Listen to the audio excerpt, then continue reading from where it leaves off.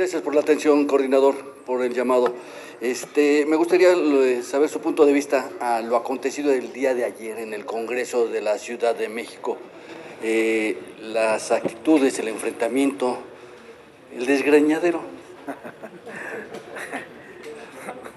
Perdón. Bueno, yo entiendo que así son los congresos. Por momentos la pasión se desborda. No es lo correcto. No es tampoco usual eso. No lo había visto en los últimos tiempos. Pero a veces estas pasiones desbordadas generan estos resultados y estas tensiones.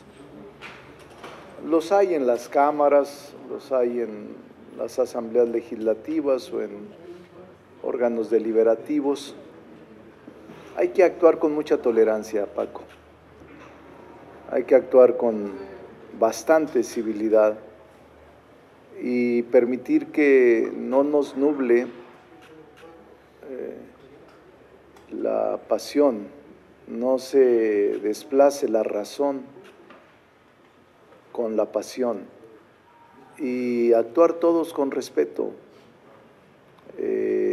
También entiendo que somos seres humanos y a veces la prudencia no nos alcanza y se presentan este tipo de desencuentros. Yo no haría ningún llamado, sino simplemente asumir nuestra responsabilidad con mucha prudencia y mucha tolerancia. México lo necesita, México lo quiere, México lo exige. No estoy de acuerdo con ese tipo de episodios. Las crónicas de los compañeros que cubren el Congreso de la Ciudad de México hablan de que se faltó el respeto porque se presentó una iniciativa por debajo de la puerta, a escondidas, para desaparecer a un órgano tan importante como es el InfoDF. Mi recomendación, Paco, es hablar siempre con toda transparencia. Mi recomendación como presidente de la Junta de Coordinación Política y en mi experiencia también en el Senado es que transparentemos todo lo que vamos a tratar y lleguemos a acuerdos para el debate. Aquí lo he hecho yo así siempre.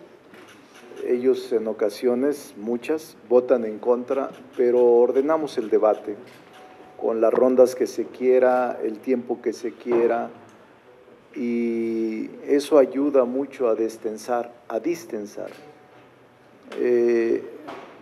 Creo que no hay que hacer nada a escondidas, hay que transparentar todo lo que se deba de presentar en el Congreso, en las asambleas legislativas, en los órganos de deliberación. No conviene, no tiene necesidad.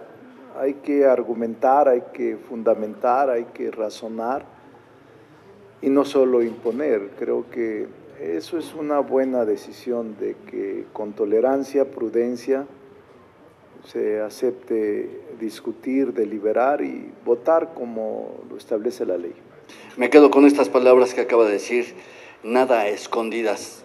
El día de ayer la presidenta Claudia Sheinbaum ya anuncia que a mediados del próximo mes, enero, va a presentar la reforma político-electoral.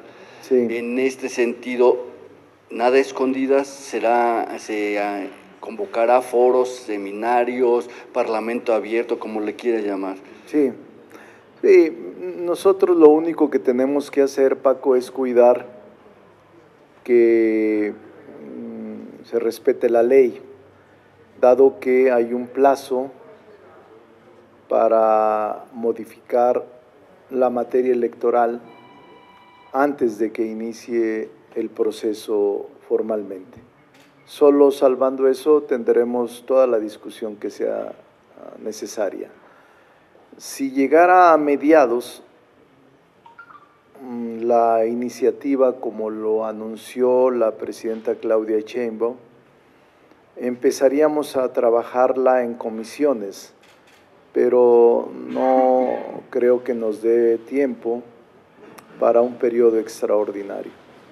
Estaríamos comenzando la discusión formal el 1 de febrero, porque se ingresará por la comisión permanente, según sea la Cámara de origen la que se decida. No sabemos si va a ser la Cámara de Diputados, no sabemos si va a ser la Cámara de Senadores, pero en el caso de que la presidenta decidiera enviarla a la Cámara de Diputados, iniciaríamos reuniones amplias para poder deliberar sobre las materias que se van a plantear, que ya anunció ella algunas: representación proporcional, es decir, diputados y senadores plurinominales, gastos que se erogan con motivo de los procesos y del financiamiento a los partidos, el funcionamiento de los OPLES y los tribunales electorales, y obviamente tendríamos que deliberar y debatir mucho, porque dentro del propio movimiento hay posiciones diversas dentro de nuestros aliados. Entonces vamos a esperar la reforma. También revocación de mandato. Esta reforma electoral puede traer dentro de su contenido la revocación de mandato, o puede verse por separado, ya que hay un dictamen que no se ha votado, que se podría agilizar, pero vamos a esperar qué trae la propuesta de la presidenta Claudia Sheinbaum para el mes de enero. Coordinador, la ley establece que 3 meses antes del inicio de un proceso electoral no se puede hacer reforma. Todavía estamos en plazo. E insisto con mi pregunta, ¿se convocaría a un parlamento abierto? Si le toca a la Cámara de Diputados, sí, habríamos de hacer audiencias públicas, foros, lo que sea conveniente que acordemos en la Junta de Coordinación Política para que todos deliberen, debatan y hagan sus propuestas sobre la reforma electoral. Y amarrando navajas, lo reconozco, invitarían a Lorenzo Córdoba, a Leonardo Valdés Zurita, a José Goldenberg. Para mí todos merecen respeto, todos. No voy a excluir a nadie y no hablo mal de nadie. Creo que todos pueden aportar. No tengo ningún problema y a nadie se le descalifica y se le excluye de antemano. Gracias. Siguiente pregunta, Jaime Obrajero, de W Radio. Buenas tardes, diputado. Yo quería preguntarle si mañana empieza la primera de las sesiones de la Comisión Permanente y si este año habrá otras, si usted sabe si va a haber alguna otra la siguiente semana, alguna otra sesión de la Comisión Permanente, o se van a ir este enero. Y le quiero preguntar también, ¿qué opina del avance de la ultraderecha en América Latina? Lo vimos este domingo en Chile. ¿Y qué es lo que deben hacer, por ejemplo, las llamadas fuerzas progresistas de la izquierda para frenar un poco este avance que se ve muy fuerte, sobre todo en América Mañana Latina? Inicia la permanente, las sesiones de la Comisión Permanente, que funcionan cuando no hay sesiones. Un número de diputados, un número de senadores, creo que son 37, 18 y 19, y en razón de eso representan al Congreso cuando están en receso las cámaras. No lo sé, depende de la propia Comisión Permanente si se convoca este año a otra sesión. Ya es mañana se instala y mañana se determina si van a una sesión antes del 31 o si los primeros días de enero la llevan a cabo. Ya es una decisión soberana de la Comisión Permanente que mañana se va a determinar. También sobre esto del avance de la ultraderecha, evidentemente sí preocupa a quienes somos del movimiento de izquierda en el mundo y en México. Obviamente hay varios factores. Yo escribí ahora un artículo sobre eso, analizando los países que dentro del péndulo político han oscilado a la derecha o a la extrema derecha. Hace 6 años, si mal no recuerdo, eran 12 países de América Latina y el Caribe que habían tendido hacia la izquierda o el centro izquierda, y ahora de los 12, los 6 últimos que han tenido elección, todos se han ido a la derecha o a la ultraderecha. Hay distintos factores.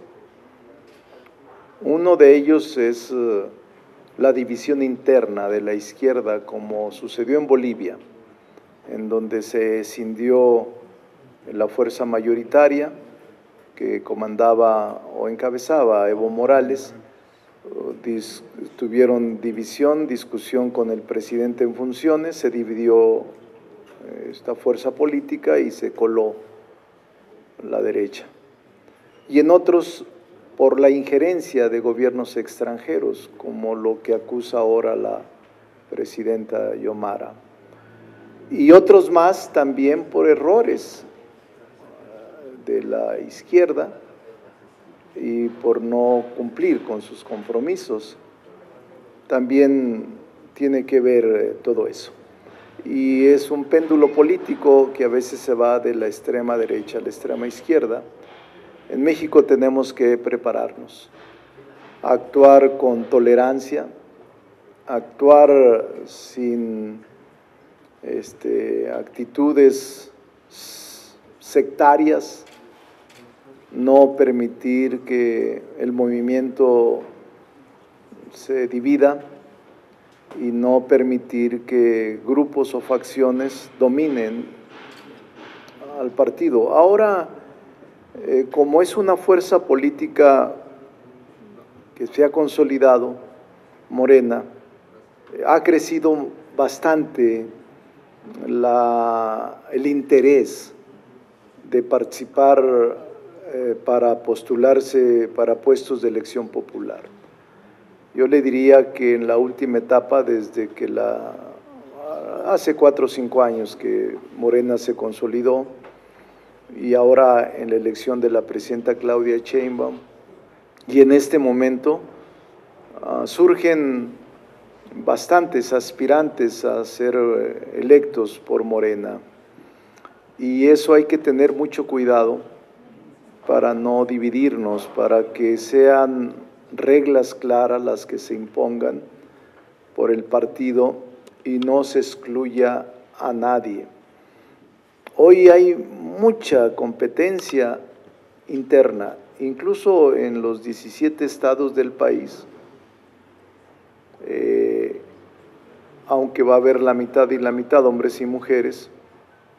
Percibo que ahora la mujer está muy competitiva en varios estados del país y hay que fijar reglas claras para evitar campañas anticipadas o campañas financiadas de manera indebida, ilícita incluso, ya sean recursos públicos o recursos privados. Y también que al establecer las reglas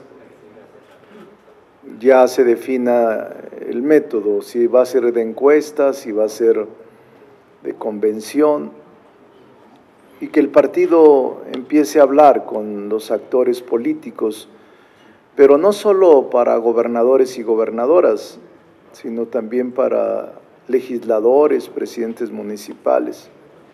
Siento que hay hoy una efervescencia en la participación política de Morena y obviamente de los aliados, PT y Verde también están en ese propósito.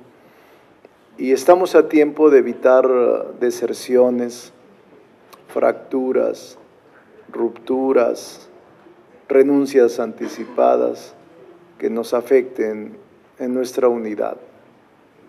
Hay que estar viendo lo que está pasando en otros países para no cometer errores que nos alejen de la confianza ciudadana. Pregunta Fernando Damián de Milenio. Gracias. Buenas tardes, coordinador. Buenas tardes a todos. Diputado, en la conferencia de mañanera, la presidenta Sheinbaum confirmó que la Agencia Nacional de Aduanas de México cesó a Alex Tonatiu Márquez Hernández, quien fungía como director general de investigación aduanera, encargado de revisar e indagar los temas de huachicol fiscal.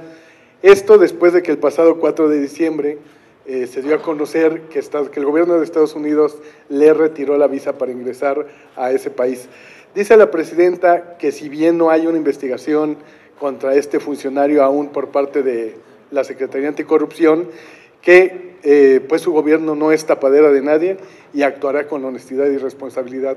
En este contexto, consultarle, diputado, si considera que este es un mensaje claro a quienes incurran en probables actos ilícitos en el gobierno federal y pues una opinión al respecto, por favor. Sí, Fernando, nosotros respaldamos a la presidenta Claudia Sheinbaum.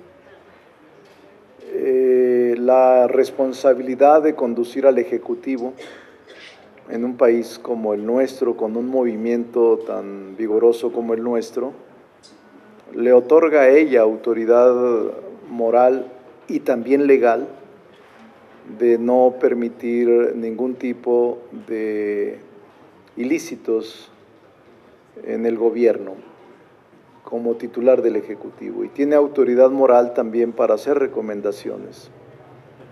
Entonces nosotros la respaldamos, la apoyamos, y yo la conozco bien, porque es una mujer honesta, es una mujer íntegra, que no va a solapar y no va a permitir que nadie cometa ilícitos, por muy cercanos que sean a ella, incluso por méritos que hayan hecho en las campañas, en la suya, no es a cambio de eso. Y quien lo haga, lo va a pagar, eso se lo aseguro, porque así es ella. Y me parece que tenemos una presidenta muy firme y muy fuerte, y por eso en la Cámara de Diputados la mayoría legislativa la respalda y la apoya, sin ninguna condición. ¿El funcionario marcaría pues ya carpetazo al asunto o se debe efectivamente abrir algún indagatorio al respecto? No, no creo que haya carpetazo. Yo creo que va a continuar la investigación. Y una última pregunta, diputado, sobre la declaración que hace el presidente Trump señalando, definiendo, tipificando al fentanilo como arma de destrucción masiva y nuevamente pues las amenazas de lanzar ataques contra los países productores de esta sustancia. ¿Qué opinión le merece? No es, pues le insistiré a la pregunta que le he hecho en otras ocasiones, ¿no es preocupante para México este amenaza? No, no es preocupante porque precisamente tenemos a una presidenta que defiende por encima de cualquier circunstancia, adversidad o amenaza la soberanía del país. No es ningún problema para nosotros, con un pueblo que está consciente de lo que está pasando, con la mayoría del pueblo de México que la respalda, y repito, una presidenta que no adquiere ningún titubeo, que no asume ninguna flaqueza cuando se trata de la defensa del país, de la defensa de la Constitución, porque la Constitución señala con claridad que no hay posibilidades de injerencias, de invasiones o de actitudes contrarias al interés nacional. La propia Constitución defiende sus principios y la presidenta ha sido una fiel defensora de la Carta Magna. Gracias, diputado. Última pregunta, Margarita Nicolás, de Cadena Raza.